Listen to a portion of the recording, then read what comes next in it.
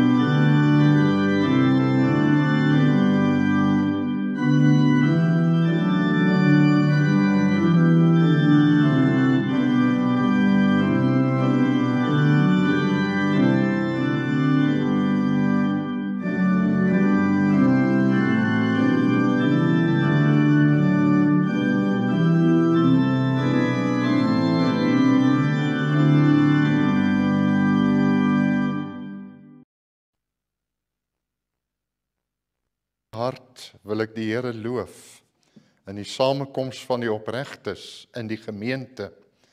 Die werke van die Here is groot. Almal wat daarin vreugde vind, dink daaroor na. Sy dade is vol majesteit en luister. Sy trou staan vir altyd vas. Geliefdes, genade en vrede vir julle van God ons Vader en van ons Here Jesus Christus, deur die kragtige werking van die Heilige Gees. Amen.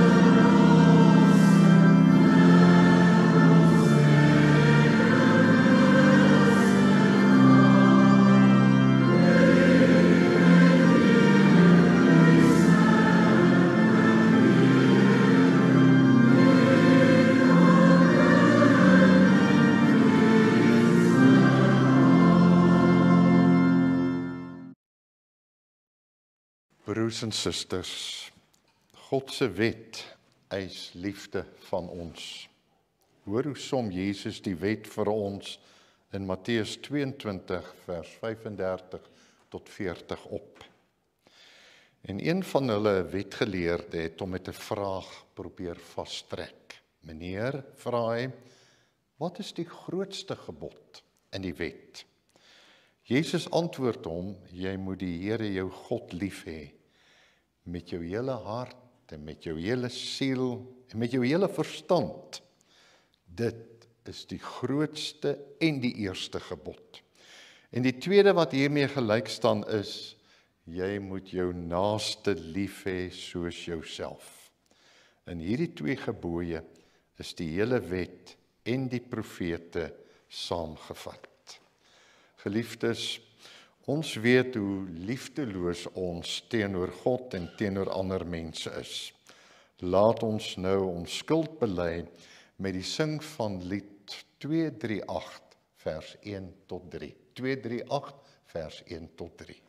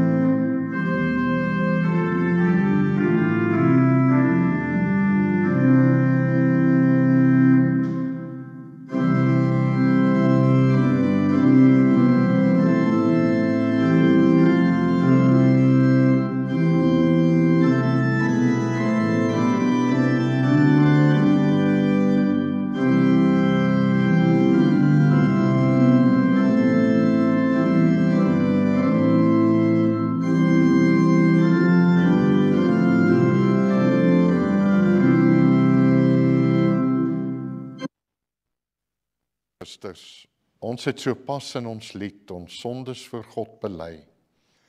Hoor dan God se genade uit Romeine 10 vers 9 en 10. As jy met jou mond bely dat Jesus die Here is en met jou hart glo dat God hom uit die dood opgewek het, sal jy gered word. Met die hart glo ons en ons word vrygespreek en met die mond bely ons en ons word gered. Laat ons nou ons geloof bely.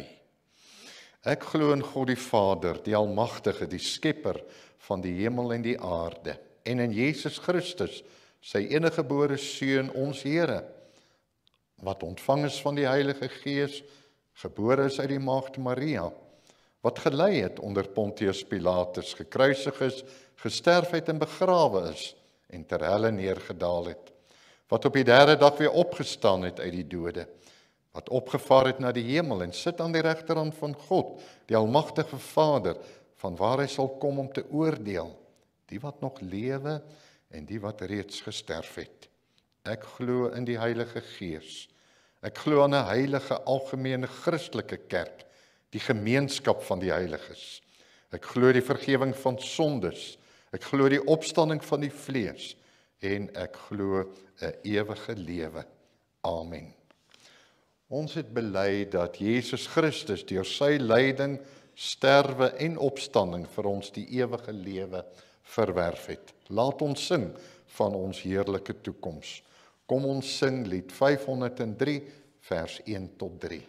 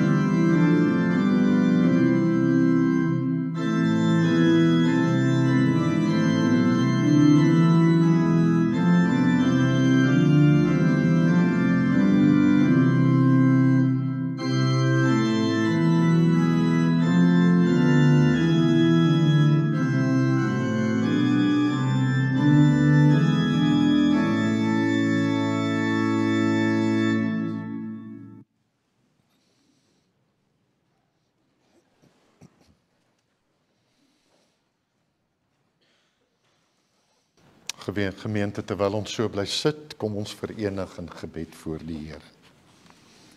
Driemaal heilige God, Vader, Seun en Heilige Gees. Dis groot genade dat ons vandag hier in 'n erediens in u teenwoordigheid mag verkeer.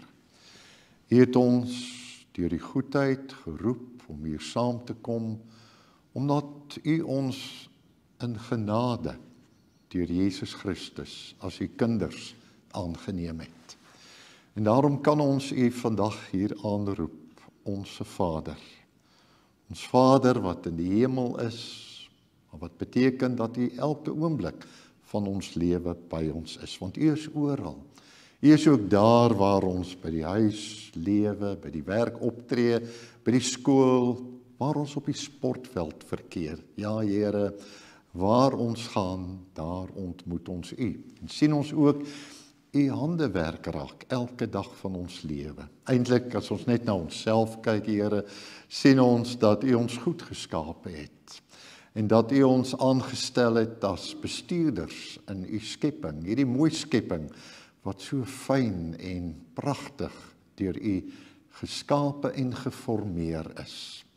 En daarom wil ons soos u verteenwoordigers op aarde lewe. Ons wil u beeld in alles wat ons doen en sê uitstraal. Daar waar ons teenoor ander mense optree, dat hulle deur ons woorde en ons optrede iets van u kan raak sien.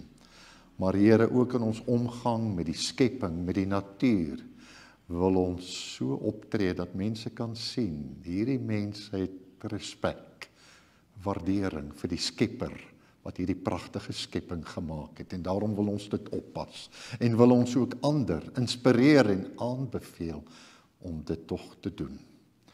Vader, ons bid vir u kerk, die kerk van u Seun Jesus Christus ook op aarde. Ons is sy liggaam, hy is ons hoof en ons luister elke Sondag na sy woord. Die pad wat hy ons kom wys het, wat ons kan hoor as ons na die woord luister, as ons na die verkondiging, die prediking daarvan mag luister. Gee, Here, dat ons elke dag van ons lewe op die pad wil loop, wat Jesus ons kom voorgaan het en kom wys het, en waarop hy ons ook dra, as ons geval het, ons weer optel en altyd nader na u toe trek. So bid ek vir elke gelowige kind van u in hierdie gemeente. Groot en klein, jonk en oud. U ken ons almal, van binne en van buite. Partykeer is ons skaam, Here, oor wat ons doen en dink en sê, maar dan weet ons, u stoot ons nie weg nie, u trek ons altyd nader. Ons hoef nie weg te vlug nie, ons kan na u toe vlug en veilig onder die beskerming van u vleuels verkeer.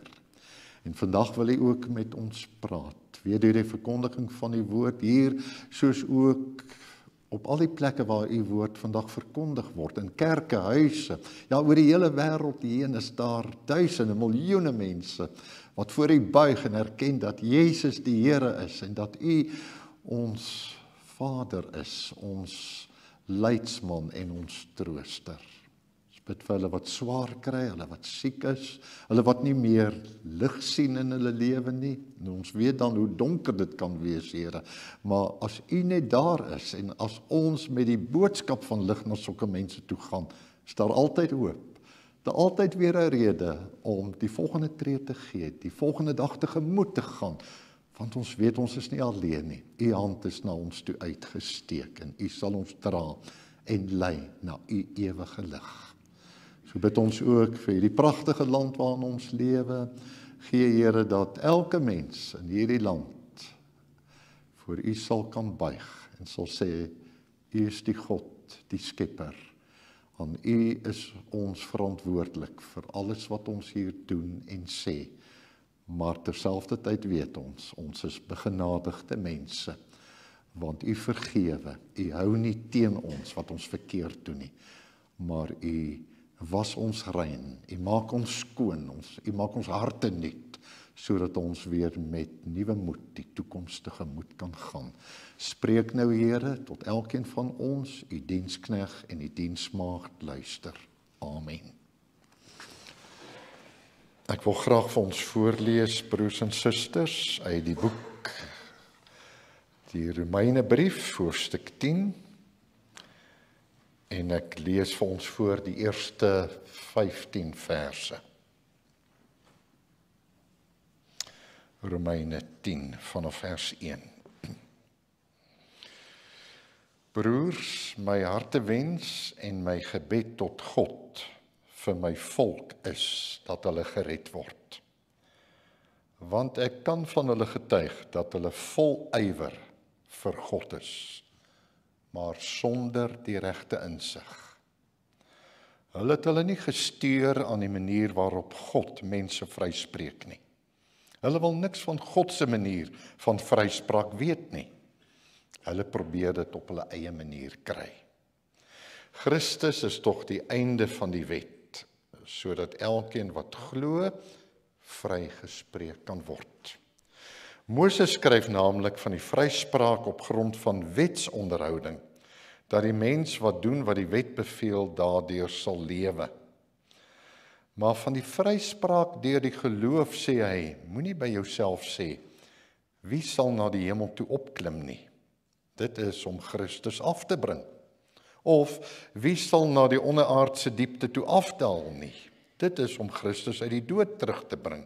Nee, die skrif sê, naby jou is die woord in jou mond en in jou hart.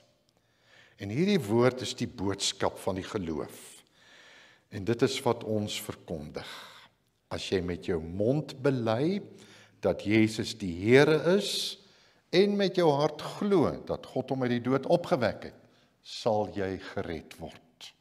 Met die hart glo ons, en ons word vrygespreek, en met die mond bely ons, en ons word gered.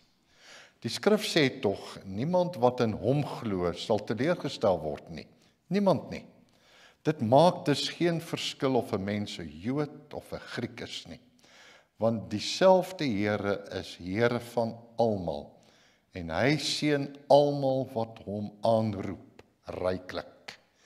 Want elkeen wat die naam van die Here aanroep, sal gered word. Maar hoe kan 'n mens hom aanroep as jy nie in hom glo nie?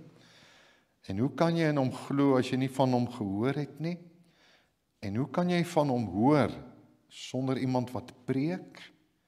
En hoe kan iemand preek as hy nie gestuur is nie?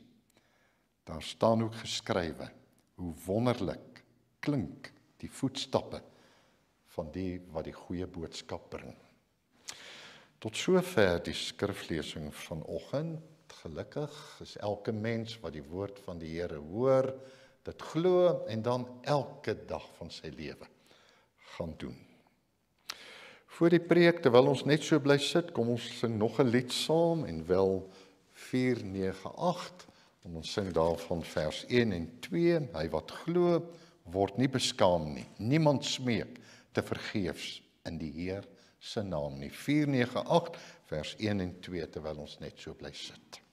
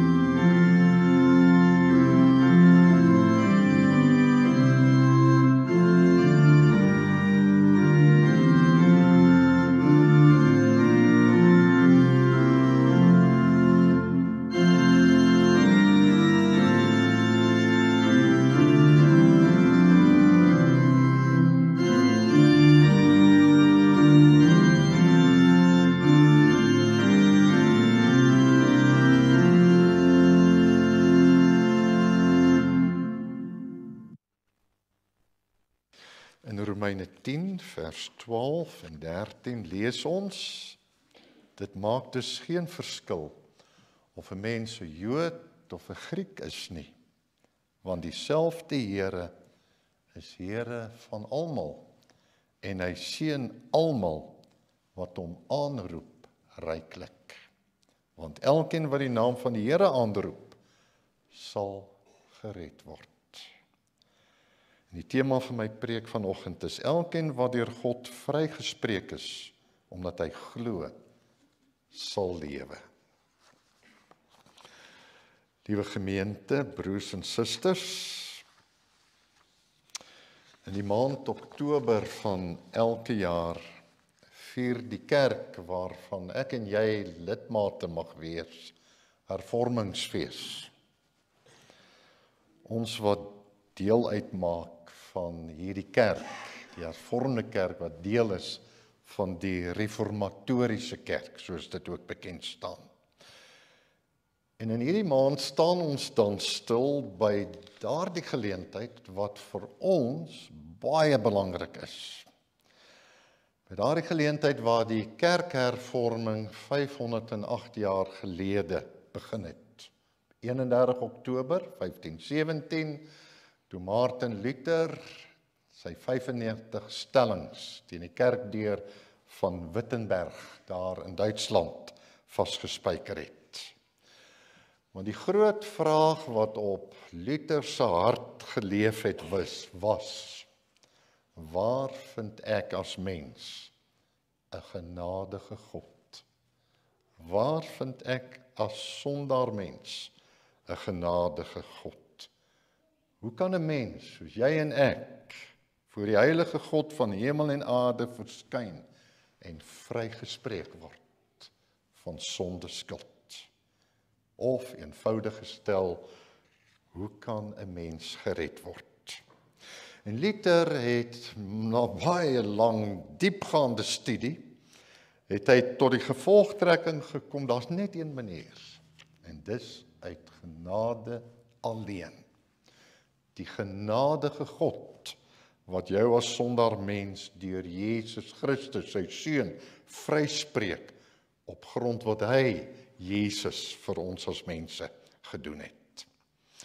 Martin Luther het in 'n tyd gelewe waar die kerk van sy tyd geleer het dat die mens deur goeie werke te doen alleen gered kan word.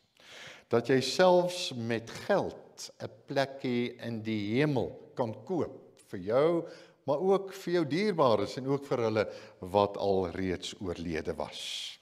Die bekende aflaatstelsel van daardie tyd. Luther het in sy teologiese nadenke en studie hom baie sterk laat lei deur die apostel Paulus.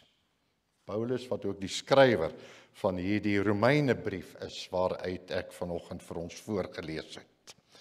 En dan is bekend dat vir al die woorde in Romeine 1 vers 16 en 17, waar daar geskrywe staan, in die evangelie kom juis tot openbaring dat God mense van hulle sonde vryspreek enkel en alleen omdat hulle glo, en elkeen wat deur God vrygespreek is omdat hy glo, sal gered word.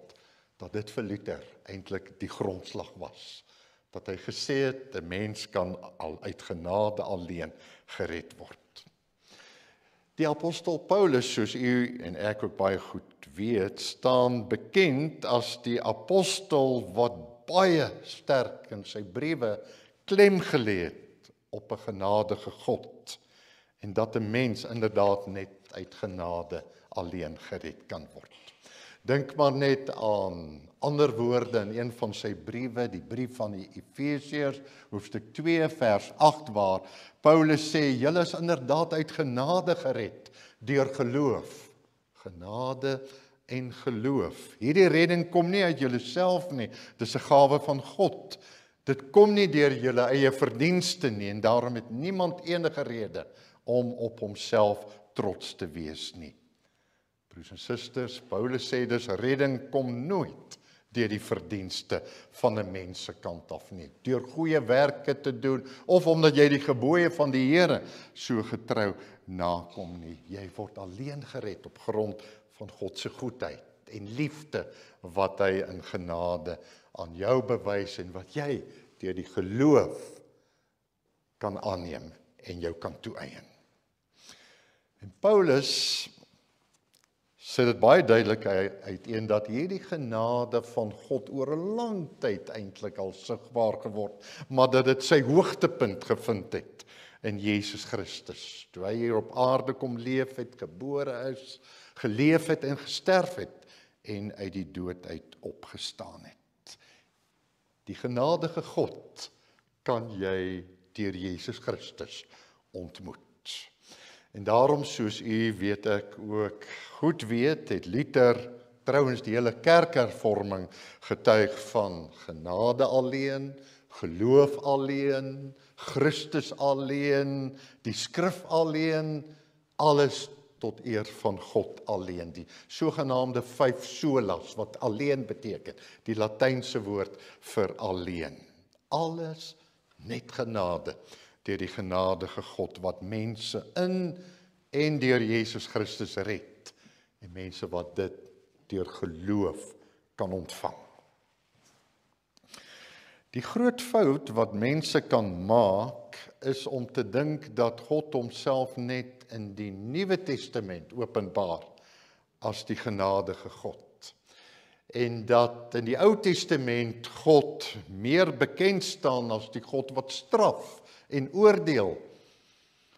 Want so kan mense redeneer, God het immers in die Ou Testament sy gebooie aan sy volk, aan die mense gegee om te gehoorsaam, en dat mense dan die afleiding maak, God hou jou heeltyd so dop, en dien jy hierdie gebooie nie ten volle gehoorsaam nie, gaan God jou straf, gaan sy oordeel jou tref. En daarom het mense die afleiding gemaak, moet mense probeer om die gebooie van God so goed as moontlik na te kom.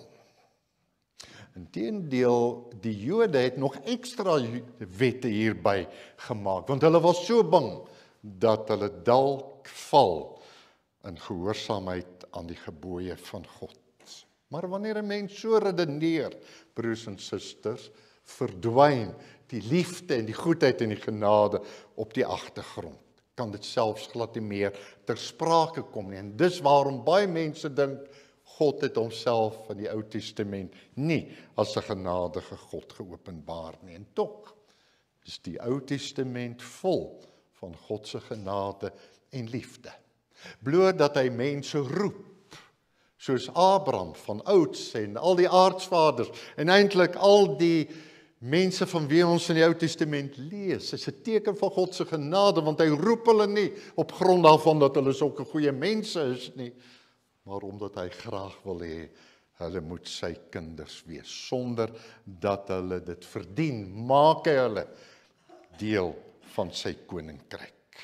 En God gee ook uit genade sy gebooie, sodat die mens op die weg van gehoorsaamheid tog heeltyd in aanraking met die liefdevolle God kan lewe. Ongelukkig het die Israeliete, die volk van die Here, later ook bekend as die Jode, al hoe meer begin dink dat jy vryspraak, dit wil sê vryspraak as sondaar mens van jou sonde skuld, want almal is maar skuldig voor die Here, dat jy dit alleen kan kry deur goeie werke te doen. Jy moet die gebooie van God ten volle nakom. Die probleem is egter, naderhand word dit net uiterlike vertoon. Jy gehoorsaam pragtig al die gebooie, maar jou hart is koud en leeg. Geen liefde vir God nie, want jy sien hom as iemand wat jy net tevrede moet stel, dat hy jou nie gaan straf nie. En al hoe meer het hulle begin meen dat hulle deur eie verdienste hulle heil en redding by God kan en moet verdien. Hoe groter jou gehoorsaamheid aan God, hoe groter die kans dat jy deur hom vrygespreek sal word. Op die voetspoor hiervan glo ek dat in die tyd van Martin Luther het die kerk ook so 'n siening gehou. Eie verdienste, goeie werke, hoe meer jy goeie werke doen, selfs geld, baie geld vir die kerk gee, gaan jy in die hemel kom, is jou plekkie in die hemel verseker. Maar dit, broers en susters, maak van geloof in God iets swaars, amper iets onbereikbaars. En die versoeking bestaan vandag ook nog, dat mense meen dat jy allerhande groot en verdienstelike geloofsdade, goeie werke moet gaan verrig, sodat die Here jou sal seën en uiteindelik vir jou die ewige lewe sal gee. En as jy dit dan nie reg kry nie, kan dit jou moedeloos en swaarmoedig maak en voel jy 'n mislukking, asof jy nie goed genoeg is voor die Here nie. Ek het vandag voorgelees uit Romeine 10, brief van die apostel Paulus. Paulus skryf hierdie brief aan die gemeente daar in Rome. In die gemeente van Rome daardie tyd het daar reeds 'n klomp Christen gelowige mense bestaan, gelowige mense wat uit die Jodendom gekom het, maar ook gelowige Christene wat uit ander bevolkingsgroepe gekom het, Grieke en heel waarskynlik ook ander bevolkingsgroepe. Paulus het nie daardie gemeente gestig nie. Trouwens, hy was toe hy hierdie brief geskryf het aan hulle nog nooit in Rome gewees nie. Maar hy wil hulle graag besoek. So lees ons ook in Romeine 15 dat hy altyd die begeerte gehad om hierdie Christengelowiges in Rome te gaan besoek en aan hulle die evangelie van Jesus Christus en die koninkryk van God persoonlik te gaan verkondig. Maar daar waar mense uit verskillende bevolkingsgroepe gemeente vorm, ook in daardie tyd, Jode en Grieke en ander bevolkingsgroepe, het daar spanninge ontstaan in daardie gemeente. Verskillende kultuur, verskillende tale. Mense het ook uit verskillende agtergronde gekom. Die Jode met die Ou-testamentiese agtergrond, hulle het al iets van die God van die Bybel geken. Maar die Grieke het dalk uit ander godsdienste, heidense godsdienste gekom, of dalk was hulle glad nie voorheen godsdienstig nie. En nou is hulle saam in een gemeente, met hulle praktyke en gewoontes wat hulle dalk wil invoer, en dit bring spanning mee.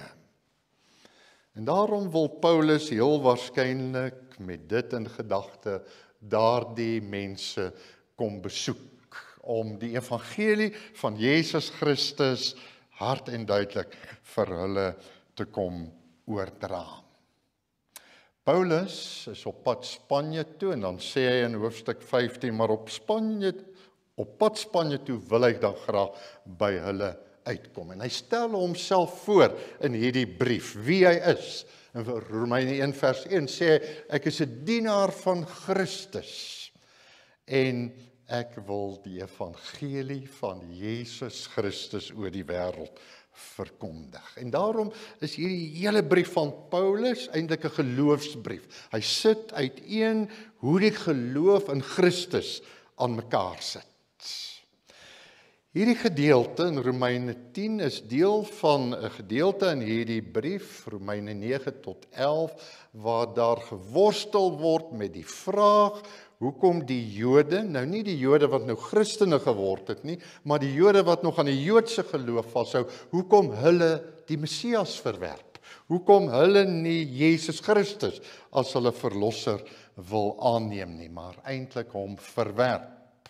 Want, sê Paulus, mens sou tog verwag dat hierdie volk, die volk is deur wie en uit wie die Messias gekom het.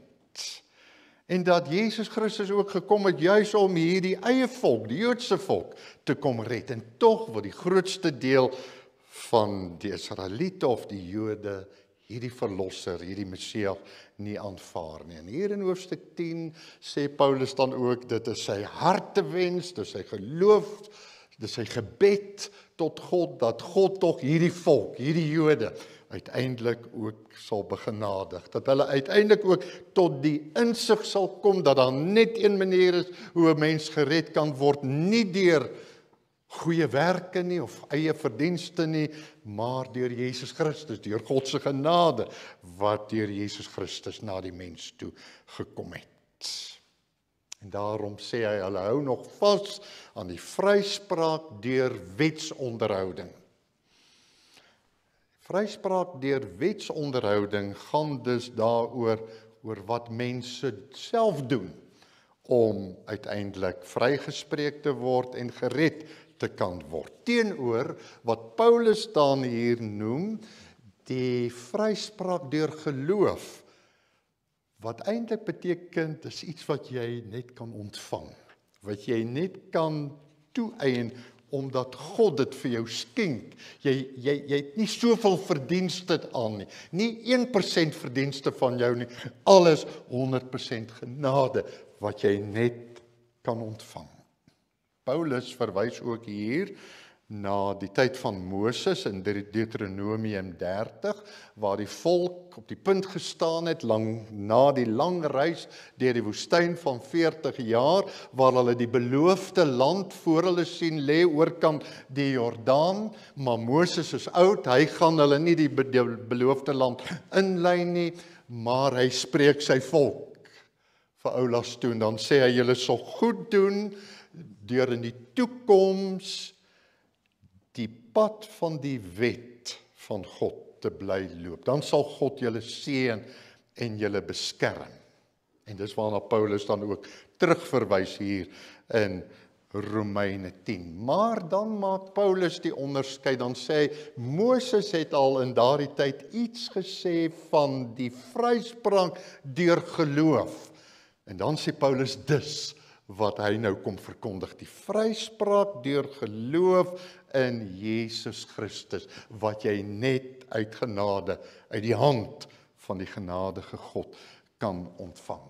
En dan sê Paulus hier, Christus het nou gekom, en Christus is tog nou die einde van die wet, bedoelende, nie die einde van die wet dat dit nou opgehef gaan word, nie, die wet van God sal altyd bly bestaan en belangrik wees vir gelowiges, maar dat dit die einde is van verdienste wat jy deur eie wetsonderhouding verdien.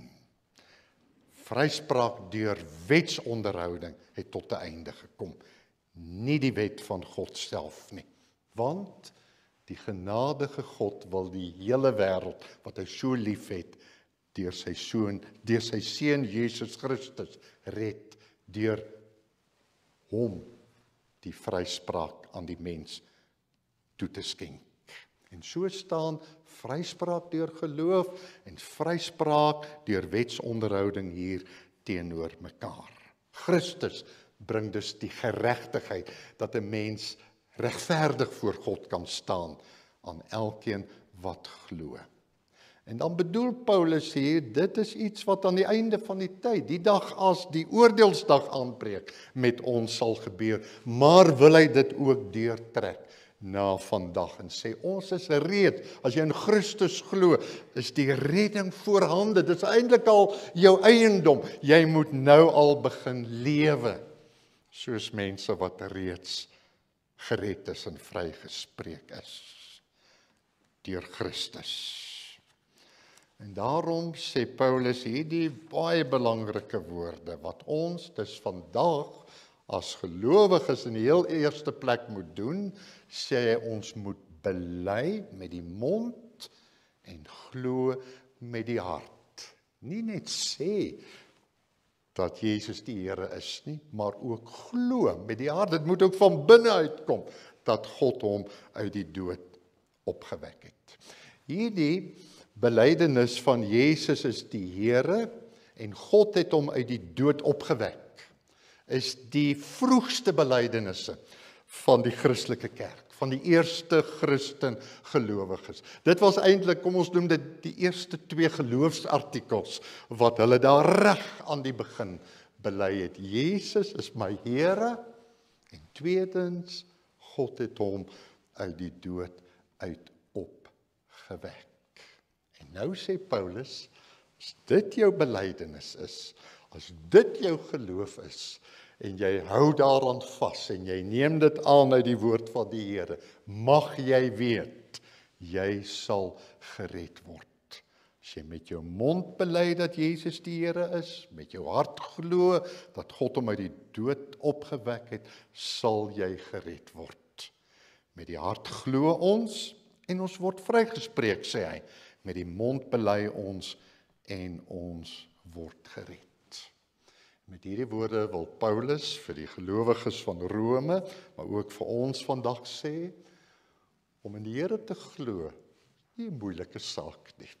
Jy hoef nie na die hemel toe op te klim nie. Jy hoef nie na die onderaardse dieptes af te daal nie. Jy hoef nie met nekbrekende geloofstoertjies en dade die Here se arm te wil draai om jou te red nie. Al wat jy moet doen, jy moet met jou mond bely, verklaar dat Jesus jou Here is, dat hy die hoogste mag, die hoogste krag in jou lewe is, waarin alles in jou lewe draai. En tweedens, dat God hom uit die dood opgewek het, sodat jy ook kan weet, jou lewe, jy sal opgewek word tot die ewige lewe. Hierdie twee dinge, broers en susters, wat Paulus hier noem, met die mond bely dat Jesus die Here is, met die hart glo dat hy uit die dood opgewek is, sê iets van hoe ons kerk vandag moet wees. Dat ons elke dag van ons lewe moet bely, saam met ons medebroers en susters, Jesus is die Here.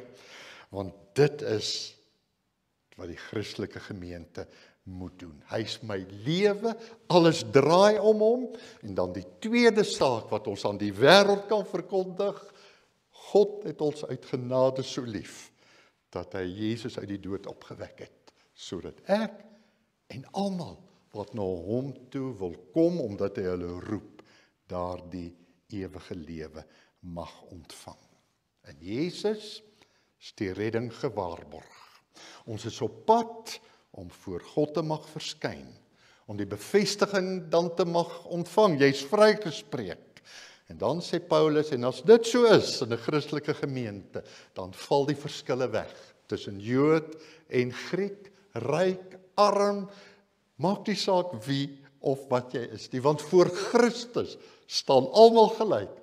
Almal kan maar net uit genade gered word. Nie een deurdat hy meer geld gee, of deurdat hy daai ding beter doen of wat ook al nie. Dit gaan maar net of almal in geloof die genade van God in Jesus Christus aanneem.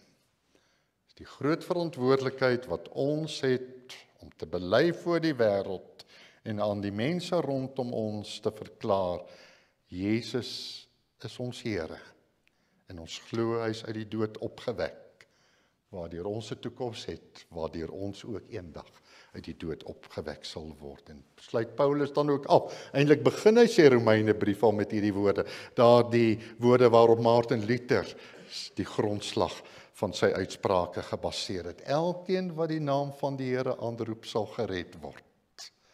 En dan sê hy, maar 'n mens kan net die naam van die Here wil aanroep as hy of sy in hom wil glo. En jy sal net tot geloof kom as daar iemand is wat die woord verkondig en preek. En iemand kan net preek as hy weet hy is deur God gestuur.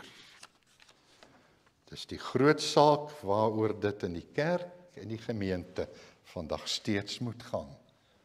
Bely, glo, verkondig die woord, sodat elkeen wat die naam van die Here aanroep, gered sal word. En dis God se genade alleen. Dank hom daarvoor. Amen. Kom ons dank nou saam. Ons Vader, wat in die hemel is, laat u naam geheilig word. Laat u koninkryk kom, laat u wil geskied. Soos in die hemel, net so ook op die aarde. Gee ons vandag ons daaglikse brood en vergeef ons skulde, net soos ons die wat teen ons oortree het, moet vergewe. En lei ons nie in versoeking nie, maar verlos ons van die bose. Want aan u behoort die koninkryk en die krag en die heerlikheid tot in alle ewigheid. Amen. Ons slotsang, broers en susters, is 511. Staande sing ons dit, die baie mooi lied. 511 vers 1 en 2, lei u ons lig deur hierdie duisternis, lei u ons Heer. Styl is die pad waarop ons pelgrims is, lei u ons Heer. Wys u die weg, ons wil u ewig volg. Waar u mag lei, sal ons getrou u volg. Vers 1 en 2 staande, daarna bly ons staan vir die uitspreek van die seën en dan sing ons die Amen in 314. Nou 511, 1 en 2.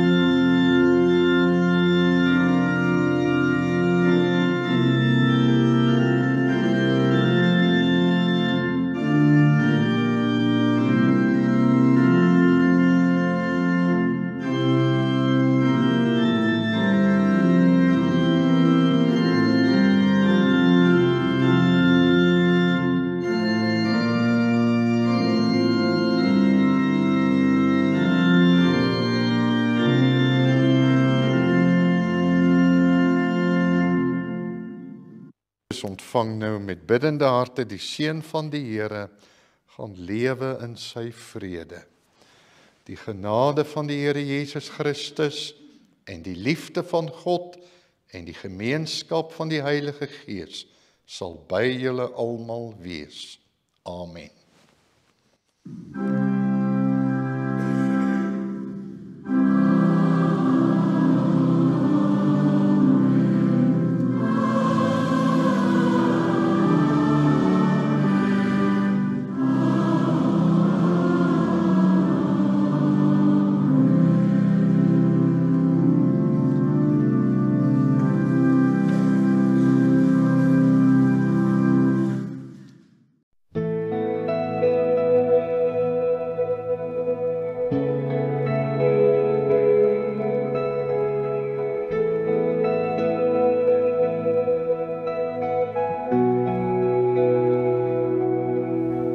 In die skadu van die verlede, in die drome van ons toekoms, is dit die Gees van God wat ons lei deur donker en lig. Met elke stap wat ons neem, leef ons in sy genade, ons harte gevul met hoop, geloof en liefde.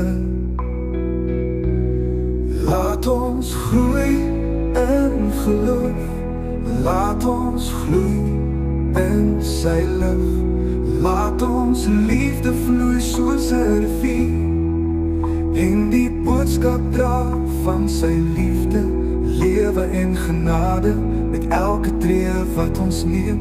Laat sy liefde in ons bly, vir altyd in sy lig, vir ewig sien.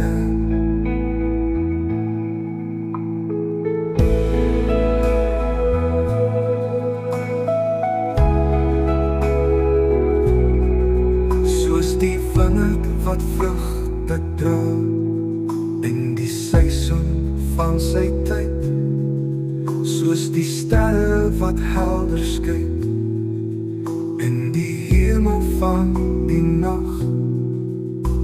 Ons lewe vir sy glorie, ons gee ons harte geheel. Ons loop die pad van diens, nederigheid en waarheid.